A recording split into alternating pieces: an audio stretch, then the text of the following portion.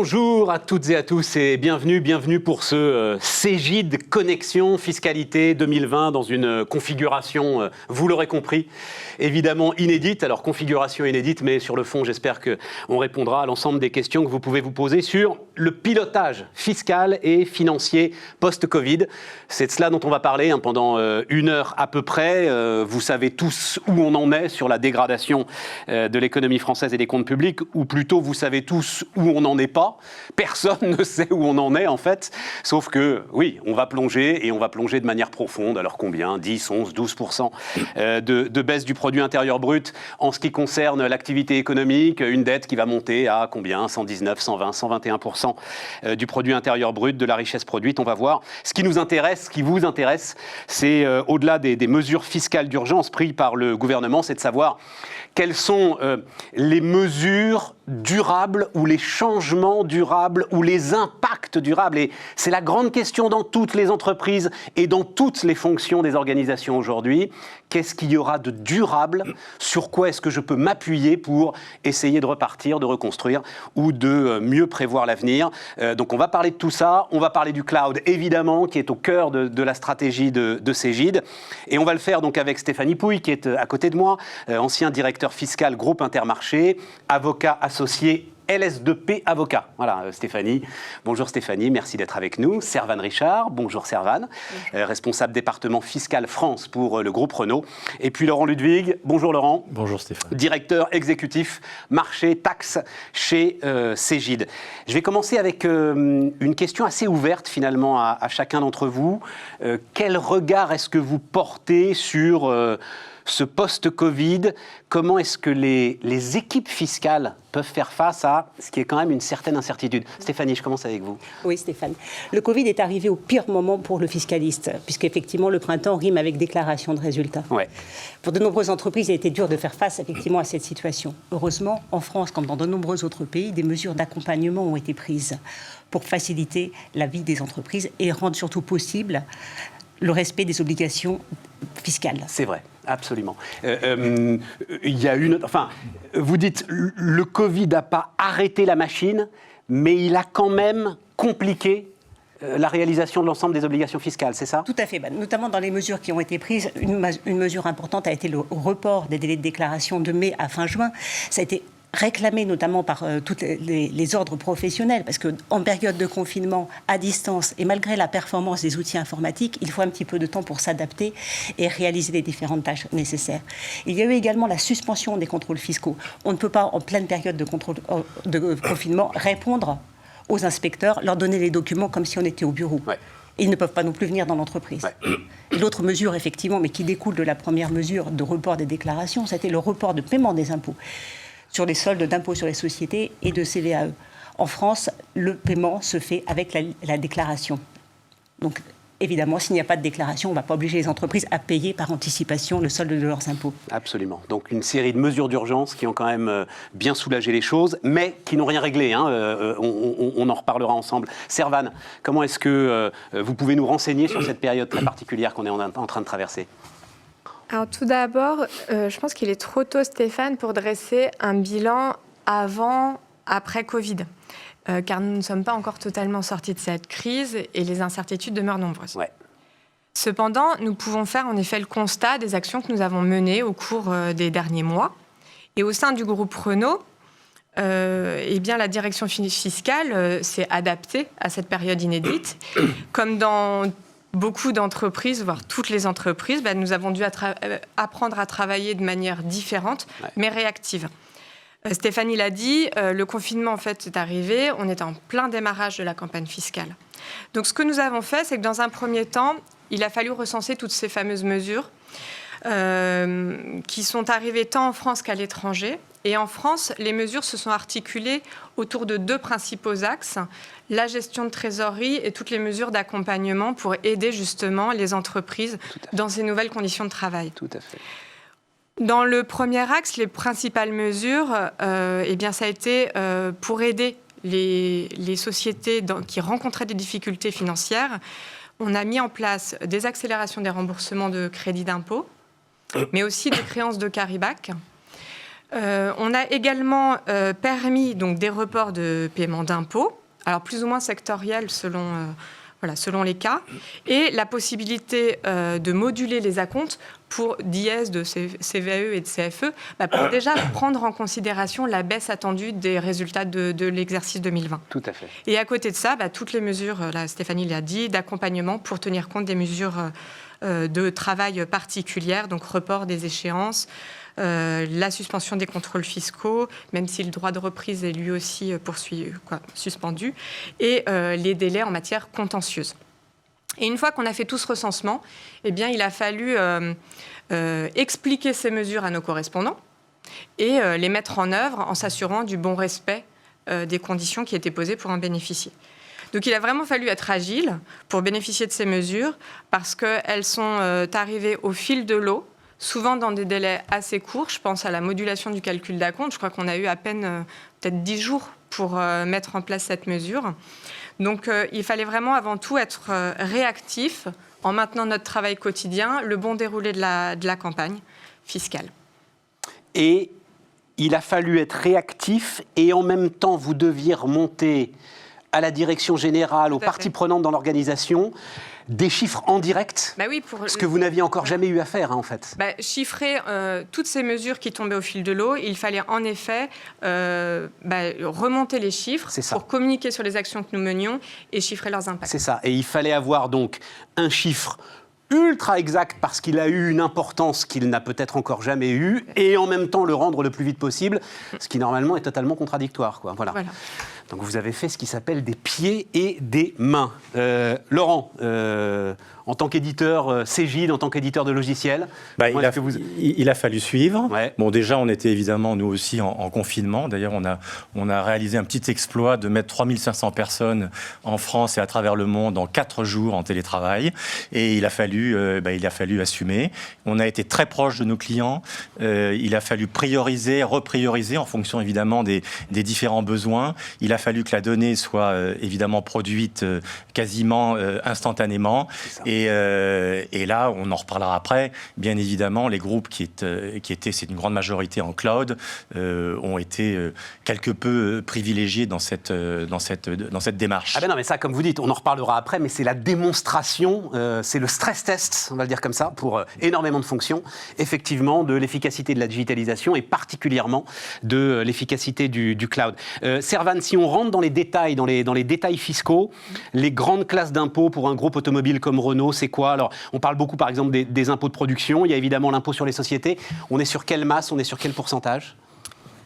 Stéphane, ce qu'on peut faire, c'est qu'on peut se référer aux chiffres qui sont publiés tous les ans par l'AFEP. Ouais. L'AFEP, c'est les 102 plus grandes entreprises privées françaises. Et ces entreprises contribuent à hauteur de 4 milliards au titre des impôts fonciers des entreprises, ce qui représente environ 16% des recettes de cet impôt. Elle contribue à hauteur de 4,6 milliards au titre des impôts sur le chiffre d'affaires et la valeur ajoutée. Et là, on est presque à un quart des recettes de ces impôts.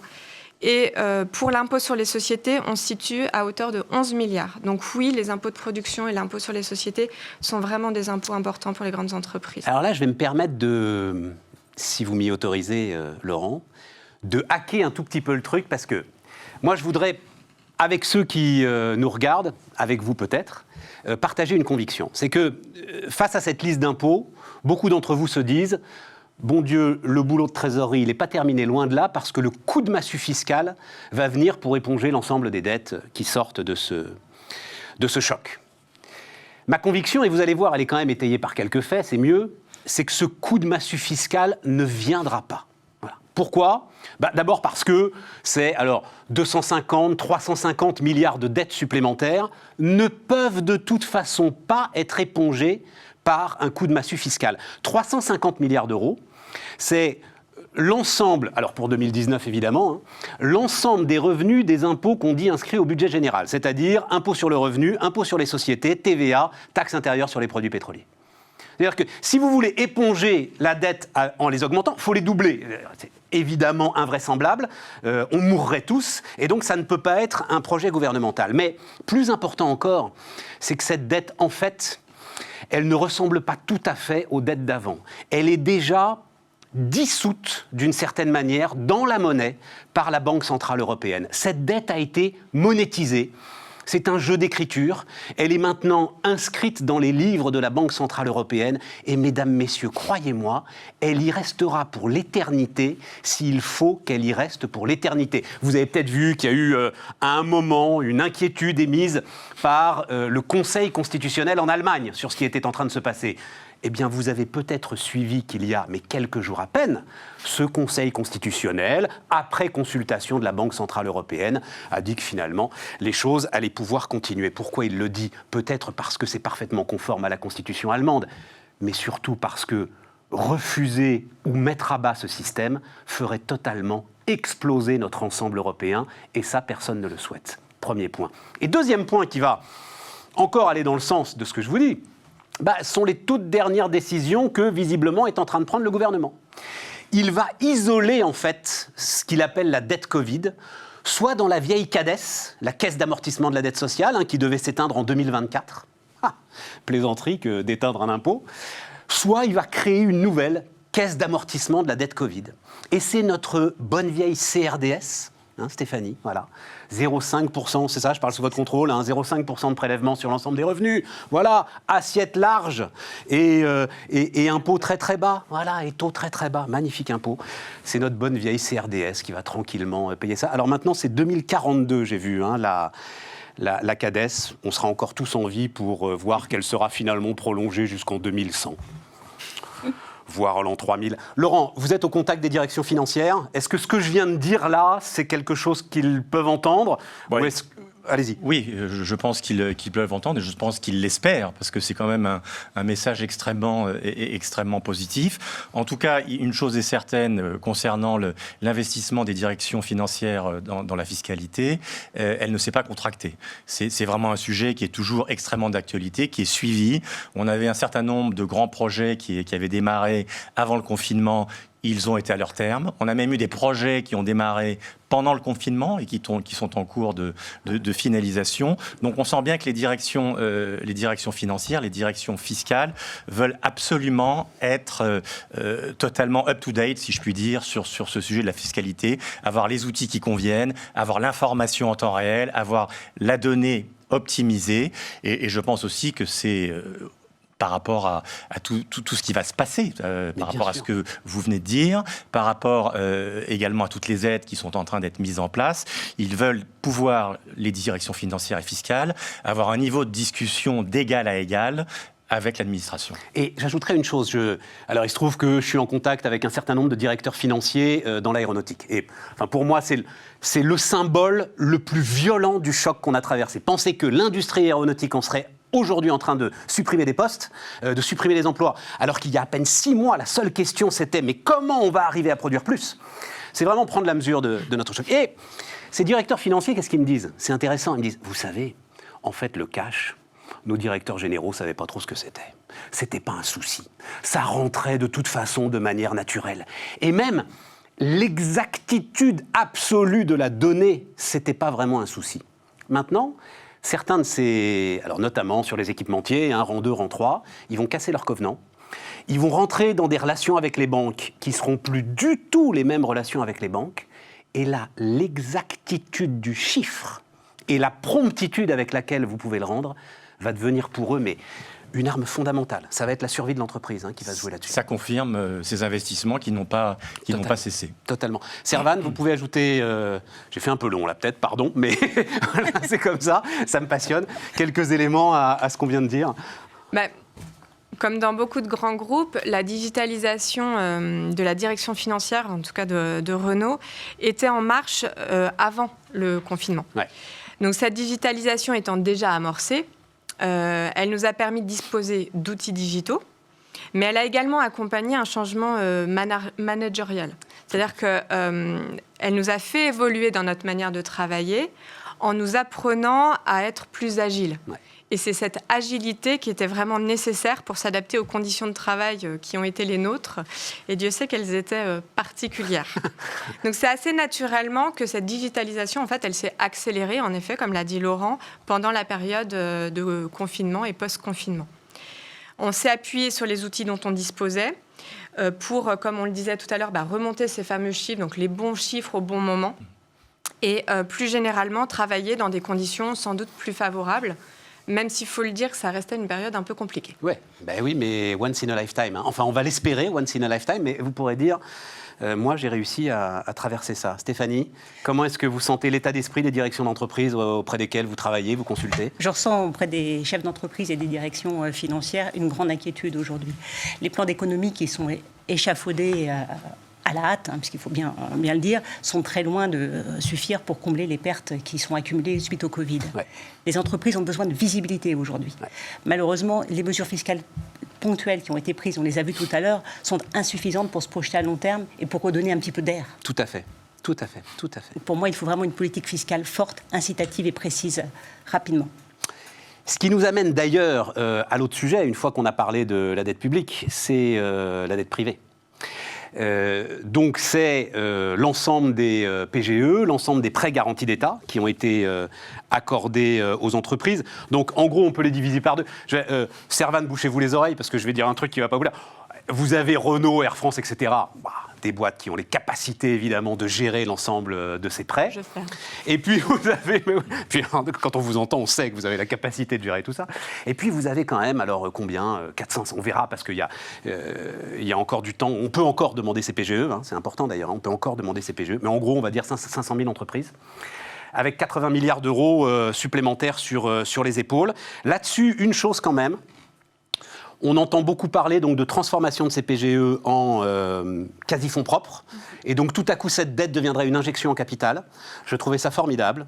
Il se trouve que cette semaine, j'en ai discuté directement avec le directeur général du Crédit Agricole, Philippe Brassac, avec Frédéric Oudéa, le directeur général de Société Générale. Ces prêts devront être remboursés, disent-ils. Voilà. À quelles conditions ? On n'en sait rien. La première année, on le sait, c'est 0. Ensuite, il y a 5 ans, peut-être un peu plus. Quelles seront les conditions de taux d'intérêt ? On ne les connaît pas aujourd'hui. Ils seront forcément ultra favorables, parce que les banques sont là-dessus sous surveillance. Stéphanie, j'aimerais avoir votre avis là-dessus. Est-ce que, par exemple, parce que beaucoup de directeurs financiers ont été très très prudents dans la demande de ces PGE, peur d'une masse de contrôle, par exemple, qui viendrait en appui. Est-ce que, par exemple, une masse de contrôle pourrait s'abattre sur les directions financières après ces prêts garantis d'État ? Non, Stéphane, je ne le crois pas. Déjà, pour une raison très pratique, les contrôles fiscaux, comme on l'a dit, ont été suspendus. Ça veut dire que l'administration fiscale va les reprendre à partir du 23 août. Elle va devoir déjà régler les contrôles en cours. Et je dirais même qu'à mon avis, il y aura moins de contrôles fiscaux cette année que les années précédentes. Ouais. Tout simplement parce que généralement, il y a une deuxième vague de contrôles qui commence début juin, qui du coup ne pourra pas commencer dans les temps voulus. Donc soit ils commenceront en septembre, mais dans des délais très raccourcis, ce qui est compliqué, soit ils seront vraiment reportés à plus tard. L'administration fiscale s'est montrée très bienveillante pour les entreprises qui ont continué à accepter que la procédure se poursuive. Elle accepte aujourd'hui des pièces qu'elle refuserait en temps normal. Et j'ai des cas avec la DVNI où l'administration montre sa volonté d'en finir vite. Elle n'ouvre pas volontairement certains sujets. Elle fait clairement comprendre aux entreprises que ces demandes sont les dernières. Donc c'est vraiment des signes très forts. Très, très intéressant. Il se trouve qu'il y a quelques jours, là, Gérald Darmanin a donné le produit des contrôles fiscaux, mais il a dit l'année prochaine ce ne sera pas pareil parce que justement, on arrête un certain nombre de contrôles et que, je l'ai entendu, est-ce que vous pouvez me le confirmer, les entreprises en difficulté ne seront pas contrôlées. On va reprendre sur des secteurs, et donc je pense que les secteurs qui ont performé durant cette crise, et il y en a un certain nombre, doivent peut-être s'attendre à recevoir la visite d'un contrôleur, mais en tout cas pas les entreprises en difficulté. En tout cas, c'est ce qu'il a dit. On verra... On verra ce que ça donne. Après, dans les grands groupes, de toute façon, il ne faut pas s'illusionner, le contrôle fiscal est permanent. Tout à fait. Mais, alors je crois que... parlez-nous d'une note, je crois, de juillet 2019, qui montre vraiment un changement d'attitude de l'administration fiscale. Oui, tout à fait. Il y a une note au mois de juillet 2019 du directeur général des finances publiques qui a demandé aux inspecteurs de faire preuve de bienveillance dans la conduite du contrôle fiscal, et notamment au moment de la conclusion, de prévoir des réductions de pénalités, ce qui se faisait avant au cas par cas, mais il fallait vraiment monter dans les recours hiérarchiques pour les obtenir, et surtout de prévoir des transactions ou des règlements d'ensemble d'un litige. Une entreprise peut avoir plusieurs chefs de redressement. Sur certains chefs est très à l'aise, sur d'autres moins. Ouais. L'idée, c'est de se mettre tous autour de la table avec l'administration, d'en parler et de clore le contrôle rapidement. La sécurité est très recherchée aujourd'hui, aussi bien par les entreprises que par l'administration fiscale. Laurent, comment est-ce que vous regardez ce que Stéphanie nous décrit et qui est quand même très très intéressant? J'adhère complètement aux propos de Stéphanie. Il est évident que les entreprises aujourd'hui ont besoin d'une stabilité en matière de fiscalité et ne pas avoir une vision précise des conséquences d'un ou plusieurs contrôles fiscaux ne va pas dans ce sens. Donc j'espère que tout ce qu'on dit là autour de la table va véritablement être mis en place. En tout cas, il y a une chose qui est certaine, c'est que le sujet des contrôles fiscaux reste extrêmement important, prégnant pour les directions financières. Preuve en est, nous avons constitué assez récemment, en début d'année, un groupe de travail avec quelques grands groupes du CAC 40 pour déterminer les fondements d'un logiciel de suivi des contrôles fiscaux et de suivi des contentieux. Et nous travaillons, nous planchons sur le sujet. Ce serait quoi, Laurent? Ce serait aller piocher dans toutes les grandes bases de données pour essayer de... Non, pas vraiment. Ça serait en réalité un workflow qui permettrait de suivre toutes les étapes du contrôle fiscal, sachant, comme l'a dit Stéphanie, qu'un groupe est toujours en contrôle fiscal. Un groupe qui a X sociétés en France et à l'étranger a toujours une ou plusieurs sociétés sous contrôle. Et c'est le rôle du directeur fiscal, du responsable fiscal, d'aider, de piloter les contrôles fiscaux pour l'ensemble de ces filiales. Et donc ce logiciel permettrait au directeur fiscal, au responsable fiscal du groupe, d'avoir une vision extrêmement cadencée du déroulement du contrôle, d'y associer une gestion électronique de documents pour avoir l'ensemble des pièces associées au contrôle, un annuaire également précis, parce que évidemment à chaque contrôle une société, à chaque société des interlocuteurs, et donc c'est vraiment d'avoir la capacité de piloter l'évolution du contrôle, et ensuite quand on arrive à la fin du contrôle et s'il y a contentieux, la même chose, de pouvoir suivre le contentieux. Servane, ça vous intéresse? Comment est-ce que vous voyez les choses chez Renault? Le suivi des contrôles fiscaux, c'est sûr, c'est une activité prépondérante de notre métier. Ouais. Donc, tous les besoins et les attentes que Laurent vient d'exposer, on les partage et ce sont les nôtres. Chez Renault, nous, les contrôles se sont poursuivis malgré tout pendant la période et se poursuivent. Et, on a un grand groupe, on est en contrôle permanent, comme le disait Stéphanie. Globalement, l'administration a fait preuve pendant cette période de souplesse, d'adaptabilité. On a réussi donc à maintenir le lien avec les vérificateurs pendant toute cette période, y compris pendant la période de confinement. Ouais. La DVNI a vraiment joué le jeu, mais elle n'a pas été la seule, parce que dans l'administration, il y a la DGE aussi, qui a vraiment eu... alors on sort de la partie contrôle fiscaux. Tout à fait. Mais je voulais juste souligner que la DGE a vraiment été partie prenante dans l'explication des mesures, a apporté une certaine souplesse aux entreprises en allégeant des procédures et en nous permettant des envois par email, parce qu'en plein confinement, aller déposer un courrier en accusé-réception, ça aurait été un peu compliqué. Et puis, plus généralement, elle s'est vraiment montrée au plus près des dossiers. Donc, on a eu un suivi des dossiers proactif de la part de l'administration. Ce qui d'ailleurs nous amène, on va continuer à avancer, à cheminer ensemble dans ce débat, ce qui nous amène à l'autre grande phrase quand même de ce qu'on est en train de travailler, de ce qu'on est en train de traverser, c'est-à-dire regarder le passé ne sert à rien. Il faut, pour le coup, enlever tous les rétroviseurs, se tourner vers l'avenir, essayer de savoir ce qu'on peut prévoir. Et c'est pourtant dans ces conditions qu'il faut avoir le courage d'investir. Donc moi, je voudrais qu'on parle de ça maintenant, c'est-à-dire vous avez plus d'historique de votre activité, globalement. Enfin, oui, vous en avez encore, mais enfin, comment s'appuyer dessus? Et pourtant, il faut investir. Stéphanie, si on pense à une mesure comme celle, par exemple, alors, je crois que c'était tout petit à l'époque de François Hollande, donc il faudrait que ce soit... Mais le suramortissement, c'est-à-dire, voilà... enlever toute la fiscalité pesant sur l'investissement, comment est-ce que vous verriez ça? Le suramortissement qui avait été pris par François Hollande il y a quelques années est une bonne mesure. D'ailleurs, il faut noter que dans le plan d'urgence post-Covid en Allemagne, le suramortissement est proposé pour 2020. Tout à fait. Il y a d'autres mesures dont on pourrait s'inspirer en France, comme ce qui est fait actuellement en Allemagne, toujours la baisse massive de la TVA. Le taux normal est porté de 19 à 6% à compter du 1er juillet, le taux réduit de 7 à 5%. C'est époustouflant. Alors c'est jusqu'à la fin de l'année, c'est temporaire, mais ça va permettre de relancer l'économie. Bruno Le Maire a déjà dit qu'il n'en était pas question. Il y a des limites, en fait. Il y a d'autres mesures. En fait, en France, quand on prend une mesure fiscale, généralement, elle est compliquée. Et surtout pour les petites entreprises qui n'ont pas forcément la possibilité d'avoir un fiscaliste en interne, elles sont peu lisibles. Mais bien sûr. Par exemple, à Hong Kong, ils ont pris une mesure simple. Tous les revenus 2020 inférieurs à 20 000 $ seront exonérés, qu'il s'agisse de revenus d'entreprise ou de revenus de société. Aujourd'hui, les réflexes français sont toujours les mêmes. Le projet de loi de finances rectificative numéro 3 a été déposé il y a quelque temps à l'Assemblée nationale. Aussitôt, il y a eu toute une série d'amendements pour alourdir la fiscalité qui pèse sur les dividendes ou sur les plus-values, sur les titres de cession de participation. Ce n'est plus possible. Et quand on regarde ce projet de loi de finances rectificative, moi je le trouve très pauvre. Alors oui, il y a des mesures sectorielles qui sont les bienvenues, comme dans le secteur de l'hôtellerie, où les communes ont la possibilité, donc vous noterez, ce n'est pas un plan général, d'exonérer ou de diminuer la CFE pour certains hôtels, ou d'exonérer de taxes de séjour. Tout cela est, à mon sens, complètement insuffisant. Il faut aller plus loin. Et même les plans qui sont mis en œuvre, comme la baisse du taux de l'impôt sur les sociétés, vous parliez tout à l'heure d'impôts qui devaient disparaître, qui ne l'ont pas été, ont déjà pris des coups de canif. Il ne faudrait pas qu'il y en ait de nouveaux. Une entreprise a besoin de construire un business plan sur plusieurs années, sans toujours devoir adapter parce que la fiscalité évolue. Nous l'avions vu aussi il y a quelques années avec l'impôt forfaitaire annuel, qui devait être supprimé, qui a mis plus de 10 ans à être supprimé. Mais vous voyez la différence entre ce qu'on fait, nous, des plans de relance sectoriels, et puis finalement une injection massive de trésorerie au cœur des entreprises, c'est que nous, notre administration veut continuer à piloter quand même. Voilà. Ils ne veulent pas vous laisser faire, quoi. Non, ils veulent continuer à piloter l'ensemble de ce qu'ils lâchent. Laurent, comment est-ce que vous voyez ça ?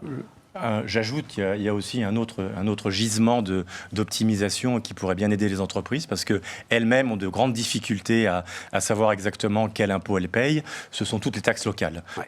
C'est vraiment un sujet extrêmement important et on rencontre régulièrement des entreprises qui ne sont pas en mesure de dire précisément quelle est la charge de ces taxes locales. Ce sont ces fameux impôts de production, par exemple. Absolument. C'est des impôts qui vont taper dans leur calcul sur le chiffre d'affaires, que l'entreprise soit bénéficiaire ou pas. Donc là, il y a un vrai chantier à mener. Servane, comment voyez-vous les choses en matière justement de relance ? En matière de relance, on le voit, on peut émettre des hypothèses, voire des souhaits, mais rien n'est certain. Donc pour l'instant, les lois de finances ont essentiellement porté sur des mesures sectorielles. Donc ce qu'on attend, c'est des mesures générales. Quel sera le plan de relance ? Comment sera-t-il financé ? Ça reste des questions qui sont ouvertes. On a parlé de l'impôt sur les sociétés. En effet, la baisse de l'IS est une question. Est-ce qu'on va être à 25% en 2022 ? Moi, j'aimerais bien savoir. Est-ce qu'on va modifier la progressivité de la baisse de l'IS d'ici 2022 si on maintient 2022 ? Vous savez, aujourd'hui, le taux de l'IS, c'est une question piège pour un fiscaliste. C'est vrai. Oui, on ne sait plus. Ouais, c'est dingue. Ça change trop. Il y a des tranches, c'est pas possible. Et imaginez, les étrangers qui voudraient venir investir, voilà. Parce que c'est ça le sujet quand même. Il faut surtout leur répondre. Donc l'IS, ça reste une question. Mais l'IS, c'est bien si vous payez de l'impôt, donc si vous êtes bénéficiaire. Avec la crise, de nombreuses sociétés vont être déficitaires. Donc il va falloir réfléchir à d'autres mécanismes. On parlait de la 3e loi de finances rectificative qui est débattue en ce moment. Dans les amendements, il y avait des propositions pour aménager le report en arrière des déficits. Alors l'aménagement qui était proposé, je pense qu'il est trop faible pour avoir un réel impact. Mais ça pourrait être une piste de réflexion et peut-être être un outil de relance si on l'aménageait de manière plus profonde. Et les impôts de production, je partage complètement. Je pense qu'aujourd'hui, on est beaucoup de fiscalistes à attendre des mesures dans ce domaine. La CVAE pourrait être une bonne piste. En plus, on pourrait jouer sur plusieurs aspects. Son assiette, puisqu'on pourrait augmenter les charges déductibles. On pourrait aussi jouer sur son taux. Alors, après se pose la question du financement, le taux. Et puis, si on va au-delà de la CVAE, la valeur ajoutée permet aussi d'assiette pour toutes les règles de plafonnement à la valeur ajoutée. Et là aussi, on pourrait peut-être moduler ces règles selon les cas. Voilà. Une piste de réflexion. Mais comme je vous le disais, à ce stade, en fait, on ne peut que émettre des hypothèses. Et rester agile. Et rester agile, car tout reste envisageable. Et d'ailleurs, ce mot de CVAE est une très bonne illustration de ce qu'on a, parce que ça n'est rien d'autre que la bonne vieille taxe professionnelle. Tout à fait. Voilà. Tout petit peu réaménagée, quoi. Je me souviens, j'y ai cru à la suppression de la taxe. Vous y avez cru, vous, Stéphanie? Également. Ah oui, vous y avez cru. Pas très longtemps, mais oui. C'est ça, voilà. On y a cru. C'est ce que j'ai dit tout à l'heure, c'est un peu le problème de la France. On annonce des mesures, et puis finalement on est déçu derrière, parce que c'est pas tout à fait ce qui est prévu. Alors, cette agilité, elle est évidemment, et parlons-en ensemble, Laurent, liée à l'outil de gestion, et même au-delà de l'outil de gestion, on va dire qu'elle est liée au cloud. Ce qui est clair pour vous, c'est que le cloud accélère la digitalisation de l'entreprise, mais je vais me permettre d'aller plus loin, rend plus efficace finalement la digitalisation de l'entreprise. Qu'est-ce que vous pouvez nous dire là-dessus, et rentrons ensemble dans ce sujet du cloud, Laurent? Stéphane, je vais refaire un petit peu d'histoire pour bien comprendre pourquoi nous en sommes arrivés là, à cette ultra-digitalisation des fonctions fiscales. Il y a 25-30 ans, alors évidemment ça ne nous rajeunit pas, les directions fiscales existaient à peine. C'était des juristes spécialisés en fiscalité qui étaient hébergés dans les directions juridiques, dans les directions juridiques. Et petit à petit, tout s'est complexifié avec une espèce de vitesse exponentielle. Je prends un exemple. Il y a 30 ans, une liasse fiscale, c'était 4 feuillets. Aujourd'hui, c'est entre 50 et 60 feuillets. Truc de dingue. Il y a 30 ans, on éditait ces liasses fiscales. Pico, je ne sais pas si vous vous souvenez ce que c'est qu'une imprimante Pico. C'est des liasses fiscales préimprimées que vous mettez dans l'imprimante, et puis il y a un machin qui permet de guider des petits trous, voilà, et des picots qui permettent de guider la liasse fiscale. C'était totalement catastrophique. On faisait un gâchis de papier invraisemblable. Et on entend le bruit.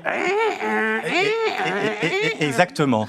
Et bien tout ça, ça n'existe plus. Ça a été remplacé par la télétransmission. Donc il y a eu une accélération de la complexification à la fois de la matière fiscale et de la matière déclarative qui s'ensuit, qui a 2 conséquences. La première conséquence, c'est que toute cette fiscalité est devenue un véritable centre de profit, parce que plus c'est complexe et plus vous avez des risques de vous tromper, soit en plus, soit en moins, soit payer trop d'impôts, mais ça, personne n'ira vous dire que vous en avez payé trop, soit pas en payer assez, et ça, on viendra vous le réclamer, et vous aurez des contentieux fiscaux. Donc, les directions financières se sont emparées de la matière fiscale, qui est devenue, comme je l'ai dit, un véritable centre de profit. Ça a été la première conséquence. Et puis la deuxième, pouvoir piloter, gérer toute cette complexité, c'est obligé de digitaliser. On est obligé de passer par l'informatique à outrance. On n'a plus le choix. On ne peut plus faire machine arrière.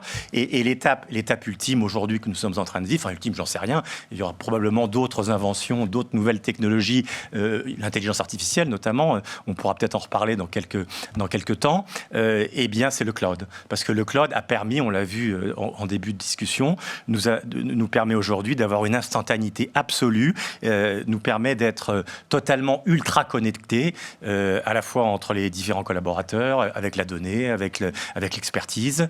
Voilà, donc c'est un peu ça l'histoire de la technologie et de la fiscalité. C'est au départ cette complexité grandissante qui nous a amené à basculer dans la sphère financière, dans le ROI et dans la digitalisation. Servane, comment est-ce que vous regardez cette affaire du cloud? Alors, moi, je n'ai pas connu les impressions avec Pico. C'est gentil, Servane, de nous ramener à notre grand âge. Merci. Mais en revanche, lorsqu'on a dû changer de logiciel pour nos liasses fiscales, on s'est posé la question de savoir si on passait sur une solution en total SaaS, donc avec cloud, ou on-premise, donc avec hébergement local. Sur le site. Et la réaction des directions des systèmes informatiques était plutôt une réaction de réticence vis-à-vis du cloud. Et je pense qu'aujourd'hui, cette question, elle ne se poserait plus. Parce que les directions informatiques sont convaincues des bénéfices du cloud. On cherche maintenant des solutions qui nous permettent de garantir cette agilité dont on a parlé pour avoir accès à nos données. Par exemple, avec le cloud, on avait accès à l'intégralité de nos données, alors même que nos propres serveurs locaux étaient parfois saturés parce que trop de connexions VPN, etc. etc. Donc, on a eu, grâce au cloud, une facilité d'accès à l'outil, une facilité d'accès au support, qui n'était plus un support au sein des entreprises, mais qui est le support directement de l'éditeur. On n'a plus de paramétrage sur site, parce que ça aussi, en confinement, ça aurait été compliqué. Donc, d'une certaine manière, ça a été des bénéfices vraiment indéniables pendant cette période. Donc, tout le monde a dû passer en télétravail forcé. Donc, bénéficier d'outils adaptés, c'était vraiment nécessaire. Et pour nous, le cloud a vraiment été un plus pour cette campagne. Laurent, qu'est-ce que ça change fondamentalement, le fait qu'on soit en cloud ? Alors d'abord, je voulais ajouter un point. Ça n'a pas été si facile de faire admettre aux entreprises que le cloud était la solution. Là, il y a eu une accélération, mais on a beaucoup d'entreprises, beaucoup de DSI de grands groupes qui considéraient à tort qu'en réalité, on était dans une zone d'insécurité. Qu'en réalité, il y avait un risque de perte de données et que je pense leur rôle peut-être allait être moindre. Voilà, il faut appeler un chat un chat. Bah oui, bien sûr. Voilà. Et alors que pas du tout. Leur rôle s'est transformé. Aujourd'hui, les DSI qui utilisent le cloud sont montés en compétence sur tous les aspects sécurité, parce que quand on se connecte en cloud avec un grand groupe comme Renault, on reçoit tout un tas de questionnaires. Enfin, c'est un travail en amont extrêmement important. On ne nous ouvre pas les portes comme ça du jour au lendemain. Donc on a aujourd'hui des DSI qui sont devenus des véritables experts en matière de sécurité. Donc tout ça a permis de faire évoluer les systèmes. Et puis c'est vrai que les grands faiseurs de cloud, les grandes entreprises mondiales de cloud ont aussi amélioré leur offre, ont aussi porté une attention toute particulière sur l'explication de la sécurité. Et donc aujourd'hui on a passé le cap. Alors il y a encore quelques secteurs d'activité, un en particulier que je ne citerai pas, peut-être. Vous allez être obligé, Bon, quand on est dans la banque assurance, il y a encore quelques frémissements, mais ils y viennent. Ce qui est quand même alors un sacré paradoxe, parce que, permettez-moi de vous raconter, moi, il y a 10 ans à peu près, on a commencé à parler du cloud. Et je me souviens alors à l'époque c'était des startups qui avaient monté une offre commerciale qui s'appelait « Mon petit nuage à moi ». Peut-être qu'ils regardent cette émission et donc je le salue. Et nous on essayait de comprendre ce que ça voulait dire. C'était quand même quelque chose d'un peu contre-intuitif. On a eu l'impression 3D aussi après comme truc un peu contre-intuitif que maintenant on a parfaitement compris. Et il prenait cet exemple, il me disait « Stéphane, votre argent, il n'y a pas de doute pour vous qu'il est plus en sécurité à la banque que sous votre matelas. » Voilà. Et la donnée digitale et la donnée informatique, c'est la même chose. J'avais trouvé cette explication parfaitement rationnelle, en fait. Autant la confier à des spécialistes qui vont avoir des sécurités que vous ne pouvez pas imaginer, vous, dans votre entreprise. Ils font que ça, donc c'est le métier. Et voilà, et qui mettent à jour ces sécécurités chaque jour qui passe, ils sont up-to-date. Alors, ceci étant, je vais modérer mes propos. On a l'ambition, d'ici la fin de l'année, d'avoir basculé en cloud les 6 plus grandes enseignes françaises dans le secteur de la banque. Donc, ils y viennent. Ouais. Ils y viennent. Mais ça n'a pas été facile de les convaincre. Et pour revenir sur le cloud, là, dans cette période de confinement et de télétravail, ça a été fondamental pour les fiscalistes et pour les entreprises. Parce que imaginez, quand on est en période fiscale, on fait des livraisons de versions, on se trompe, il y a des bugs, on corrige, on livre ce qu'on appelle des patchs. Quand vous êtes on-premise, il y a tout un processus dans un groupe de réception du patch, d'installation, de mise en production. Quand on livre un patch à un groupe, même s'il y a un délai légal incompressible, vous avez des DSI qui peuvent vous dire, écoutez, moi il me faut 5 jours, c'est incompressible. Donc on se retrouve dans des situations complètement ubuesques et imaginez ce même type de situation avec des DSI DSI qui travaillent de chez elles, avec l'obligation de télécharger les mises à jour de chez elles sur le site de production informatique du groupe. Enfin, c'est juste dantesque. Et donc, les groupes qui ont été en cloud ont été complètement affranchis de tous ces sujets d'infrastructure. Et les fiscalistes ont pu se concentrer, et les comptables, sur leur métier de fiscaliste, sur leur métier de comptable, et pas être contraints en permanence de relancer leur DSI. Est-ce que tu m'as installé mon patch n'est pas installé, j'ai une déclaration à déposer au plus tard demain. Enfin, c'est des conflits permanents entre les DSI et le métier. Le cloud fait disparaître tout ça. Je me permets juste parce que je vais citer d'ailleurs Frédéric Oudéa, parce que peut-être qu'aussi direction financière, fiscaliste des banques nous regarde en ce moment. Frédéric Oudéa, il a cette phrase quand même pour dire, vous savez, il faut comprendre qu'une banque aujourd'hui, ça n'est que de la donnée. Nous ne sommes que de la donnée. Voilà. Nous produisons de la donnée, nous échangeons de la donnée, nous faisons transiter de la donnée, mais nous ne sommes que de la donnée. Donc, on peut comprendre que, ce soit peut-être les derniers des Mohicans. Bien oui, parce que oui, mais comprenez-les, quoi. Vous voyez, oui, c'est-à-dire que l'effectif d'une banque, je ne sais pas si c'est un tiers ou la moitié, mais il y a une portion considérable de l'effectif qui sont les services informatiques des banques. Bien sûr. Ils ont deux métiers en réalité. Bien sûr. Leur métier, c'est effectivement de faire circuler l'argent, mais c'est aussi de faire de l'informatique. Ouais, tout à fait. Et quand même, accessoirement, de gérer le risque. Servan, comment est-ce que vous voyez tout cela en termes... Ah oui, non, Stéphanie, oui, je vous ai pas interrogé sur cette question du cloud. Les solutions informatiques, notamment Cegid Tax Ultimate ou YourCegid, ont fait preuve effectivement de leur efficacité pendant toute cette période de confinement. L'organisation du travail à distance n'aurait pas été possible sans toutes ces solutions on-premise ou en SaaS. Ouais. Moi qui ai quelques années d'expérience, on peut le dire comme ça. Vous avez connu les... J'ai pas connu les picots, mais... non, j'ai connu les... Je me dis que si le Covid était arrivé il y a 20 ans, et là j'étais effectivement déjà en direction fiscale, il aurait été impossible de produire les liasses, tout simplement, et de les remettre à l'administration, parce qu'à l'époque, effectivement, c'était encore des remises papier. Ouais, tout à fait. Donc, heureusement, effectivement, nous avons beaucoup évolué sur tous ces sujets. Et ce qui est formidable aussi, c'est de pouvoir travailler à n'importe quelle heure, dans n'importe quel endroit, de communiquer avec des personnes qui sont à l'autre bout de la France sur les mêmes documents, et de pouvoir protéger ces documents dans des coffres-forts électroniques et d'un clic les retrouver. C'est extraordinaire. Ça, c'est peut-être pas extraordinaire pour tout le monde, parce qu'il ne faut pas non plus que le collaborateur se trouve contraint à travailler chez lui à 23 heures ou plus. Je parlais par rapport à nos expériences. C'est comme toutes les armes, c'est-à-dire il y a l'arme et puis il y a la façon dont on s'en sert. Voilà. Mais ça ne remet pas en cause l'efficacité du système. Bien, on va conclure, les amis. Servan, donc je me tourne vers vous. Qu'est-ce qu'on pourrait retenir en termes de fiscalité post-Covid ? Est-ce qu'on peut dire qu'on est post-Covid ? Ça, c'est toujours pareil. Vous allez nous déprimer, là. Non, mais... On va dire. Voilà. Non, mais vous avez raison. Ce qu'on peut dire, c'est que les enjeux à venir sont importants et qu'il reste quand même des incertitudes. Ça, vous me le concédez ? Oui, totalement, malheureusement. On a eu une période qui a été compliquée pour les équipes comptables, pour les équipes fiscales. Et aujourd'hui, le challenge, ça va être de retrouver de l'énergie pour justement faire face à ce qui nous attend demain. Ouais. Et on ne sait pas ce que c'est. Ouais. Donc, il va falloir poursuivre nos efforts pour déjà se réhabituer à travailler avec nos anciennes méthodes de travail ou peut-être avec des nouvelles, peut-être plus d'outils digitaux, plus de télétravail. Voilà, donc ça, c'est pour notre manière de travailler. Puis après, on a beaucoup d'attentes sur le plan de relance. On en a parlé tout à l'heure.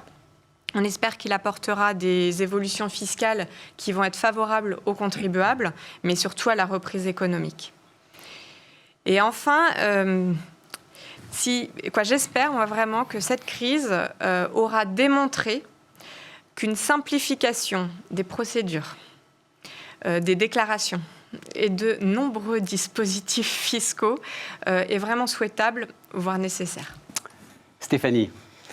Pour moi, le Covid a montré, et nous l'avons tous vu, l'importance de la localisation des outils de production en France. On l'a vu avec les masques, on l'a vu avec les médicaments. J'ai eu la chance de travailler dans des groupes qui produisent en France, qui ont des usines en France.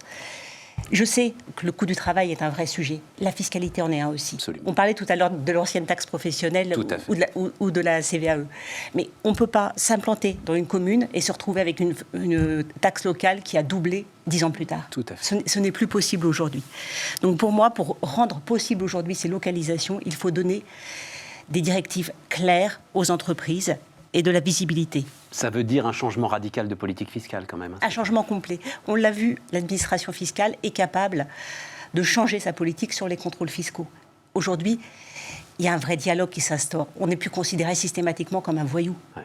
Donc, ils sont capables de le faire également sur les politiques fiscales. Il n'y a que comme ça qu'on réussira à s'en sortir. Absolument. Et il n'y a que comme ça qu'on pourra réinvestir en France sur des outils de production. Voilà, de production. Et réduire les impôts parce que du coup, il y aura des recettes.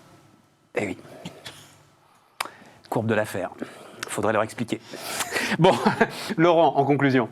En conclusion, je vais enfoncer le clou du cloud, si je puis me permettre, et cette révolution dans l'organisation du travail qui nous a été imposée par le confinement et à mon avis qui va beaucoup changer la donne en matière d'organisation du travail. Elle a montré que le cloud était absolument indispensable parce qu'il faut que les collaborateurs soient ultra connectés entre eux, ultra connectés à la donnée et ultra connectés à la connaissance aussi. Et d'ailleurs, on est en train avec Cegid de développer des programmes de e-learning 360 qui sont des MOOC, qui sont des vidéos, qui sont des autotests, qui vont permettre aux collaborateurs en permanence de rester up-to-date et de ne pas avoir besoin de se déplacer, d'aller sur des sites pour suivre des formations, on va dire, traditionnelles. Donc on est vraiment dans cette démarche de donner aux collaborateurs tous les outils pour qu'ils puissent continuer à réaliser sa mission dans les meilleures conditions. Merci Laurent. Merci Servane, merci Stéphanie, merci à tous d'avoir suivi donc ce Cegid fiscalité un petit peu particulier, mais enfin j'espère qu'il vous a intéressé. On se retrouve le 7 septembre. Laurent, on sera ensemble avec une émission où il sera question de maîtrise de l'impôt, avec la responsabilité exclusive ou partagée des fiscalistes et des consolideurs. Donc là, on sera vraiment au cœur des métiers, voilà, au cœur des métiers. Vaste sujet. Mais passionnant. Le binôme fiscaliste-consolideur au service de la performance financière de l'entreprise. Donc ce sera le 7 septembre. Et d'ici là, portez-vous bien.